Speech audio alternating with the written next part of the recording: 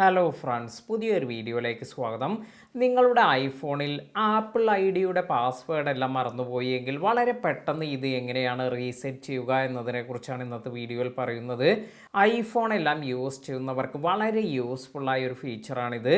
അപ്പോൾ ഇത് എങ്ങനെയാണ് ചെയ്യുന്നത് എന്ന് നോക്കാം. ഇപ്പോൾ എൻ്റെ കയ്യിൽ ഒരു ഐഫോൺ എല്ലാം ഉണ്ട്. ഇങ്ങനെ ഈ ഒരു ഐഫോണിൽ ആദ്യം നമ്മുടെ ഈ ഒരു ഫോണിലേക്ക് ലോഗിൻ ചെയ്യുന്നതിന് ഇവിടെ ഇതുപോലെ സ്വൈപ്പ് ചെയ്യുമ്പോൾ ഒരു പാസ്വേഡ് എല്ലാം ചോദിക്കും. അപ്പോൾ ഈ ഒരു പാസ്വേഡ് ഇത് നമ്മുടെ ഫോണിലേക്ക് ഇത് എൻ്റർ ചെയ്യുന്നതിനുള്ള പാസ്വേഡാണ്. ഇത് ആപ്പിൾ ഐ ഡിയുടെ പാസ്വേഡ് അല്ല.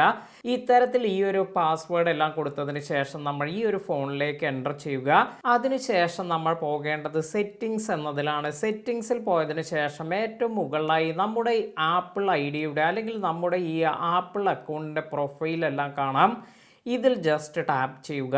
ഇപ്പോൾ നിങ്ങൾക്ക് ഇവിടെ സൈൻ ഇൻ ആൻഡ് സെക്യൂരിറ്റി എന്നൊരു ഓപ്ഷൻ ലഭിക്കും. ഇതിൽ ടാപ്പ് ചെയ്യാം. ഇത്തരത്തിൽ ഇതിൽ ടാപ്പ് ചെയ്യുന്ന സമയത്ത് നമുക്ക് സെക്യൂരിറ്റി എന്നതിന് താഴെയായി ചേഞ്ച് പാസ്വേഡ് എന്ന് വന്നിരിക്കുന്നത് കാണാം. അപ്പോൾ ഇവിടെ നമ്മൾ ചേഞ്ച് പാസ്വേഡ് എന്ന് കൊടുക്കുക. ഇങ്ങനെ ചേഞ്ച് പാസ്വേഡ് എന്ന് ടാപ്പ് ചെയ്യുമ്പോൾ ഇപ്പോൾ നമുക്കിവിടെ ഒരു 6 ഡിജിറ്റ് പാസ്വേഡ് എൻ്റർ ചെയ്യാനാണ് പറയുന്നത്. അപ്പോൾ ഇത് നമ്മുടെ ആപ്പിൾ ഐ ഡിയുടെ പഴയ പാസ്വേഡ് ഒന്നുമല്ല നമ്മൾ ഇവിടെ എൻ്റർ ചെയ്യാൻ പറയുന്നത്.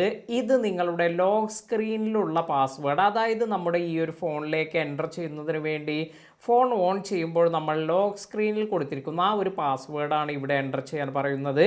അതിനാൽ തന്നെ അത് ഞാൻ ഇവിടെ എൻ്റർ ചെയ്യുകയാണ്. ഇത്തരത്തിൽ ഇത് എൻ്റർ ചെയ്യുന്ന സമയത്ത് നമുക്ക് ഇവിടെ കാണാൻ സാധിക്കും ന്യൂ പാസ്വേഡ്, അതുപോലെ റീടൈപ്പ് പാസ്വേഡ് എന്നൊരു ഓപ്ഷനാണ് വന്നിരിക്കുന്നത്.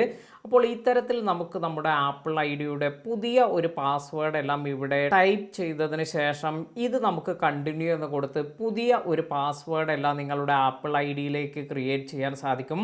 അതിനാൽ തന്നെ ആ ഒരു പാസ്വേഡ് എല്ലാം യൂസ് ചെയ്ത് നിങ്ങൾക്ക് നിങ്ങളുടെ ആപ്പിൾ ഐ ഡിയിൽ പിന്നീട് നിങ്ങൾക്ക് ലോഗിൻ ചെയ്യാനും സാധിക്കും.